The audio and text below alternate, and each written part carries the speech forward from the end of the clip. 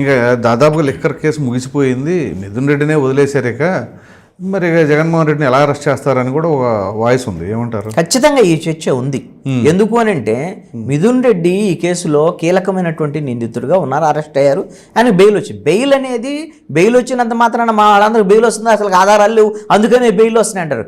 Bail అనేది right అండి, bail రైటే, కానీ ఏమైనా మతలబు ఉందా అనేది మతలబ్ అంటే బెయిల్ అనేది ఆయనకు ఒక ఎంపీ ఆల్రెడీ మధ్యంతర బెయిల్ ఒకసారి వచ్చింది, ఓటేయడానికి వెళ్ళారు జరిగినటువంటి పరిస్థితుల్లో. అలాగే రేపొద్దున చెవిరెడ్డి భాస్కర్ రెడ్డికి బెయిల్ రావచ్చు, లేదా కసిరెడ్డికి కూడా బెయిల్ రావచ్చు. 4 రోజుల తర్వాత రావటం అని బెయిల్ రావటం అనేది కేసు విచారణ వ్యవహారం వేరండి, ఇంకా కొంతమంది అరెస్ట్ అవ్వటం వేరు.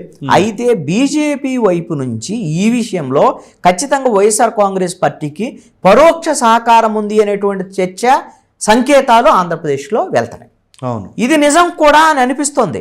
ఎందుకు అంటే మిథున్ రెడ్డి ఈ రోజున ఐక్యరాజ్య సమితికి వెళ్ళేటువంటి ప్రతినిధుల్లో ఇప్పుడు తెలుగుదేశము, జనసేన, బీజేపీ కూటమికి సంబంధించిన వాళ్ళు ఆంధ్రప్రదేశ్లో ఎంతమంది ఉన్నారు? ఎంపీలు 21 మంది ఉన్నారు. 4 ఉన్నటువంటి వైఎస్ఆర్ కాంగ్రెస్ పార్టీకి మిథున్ రెడ్డిని ఐక్యరాజ్య సమితి వరకు మీరు తీసుకెళ్ళటానికి మీరు అనుమతి ఇచ్చారు అని అంటే దీన్ని ఏమనాలి? అదే కదా, మీకు ఇండైరెక్ట్గా మేము మీ వెనకాల ఉన్నాము అనేటువంటిది.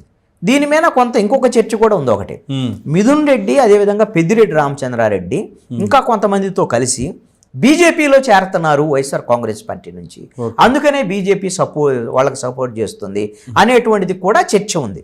బహుశా మరి ఇక వైఎస్ఆర్ కాంగ్రెస్ పార్టీకి ఆంధ్రప్రదేశ్లో భవిష్యత్తు లేదు, ఇప్పుడల్లా వైసీపీ అధికారంలోకి వచ్చే అవకాశం లేదు అని అనుకుంటే పెద్దిరెడ్డి రామచంద్రారెడ్డి, మిథున్ రెడ్డి లాంటి వాళ్ళు రాజకీయ భవిష్యత్తు కోసము ఒకవేళ వెళ్తే బీజేపీలోకి వెళ్ళేదానికి కూడా అవకాశాలు ఉండొచ్చు. రాజకీయంగా బీజేపీ వాళ్ళ పార్టీలో చేరితే అన్ని రకాల అభయహస్తాలు ఇస్తుంది. ఇదంతా మనం చూస్తున్నటువంటి విషయాలే.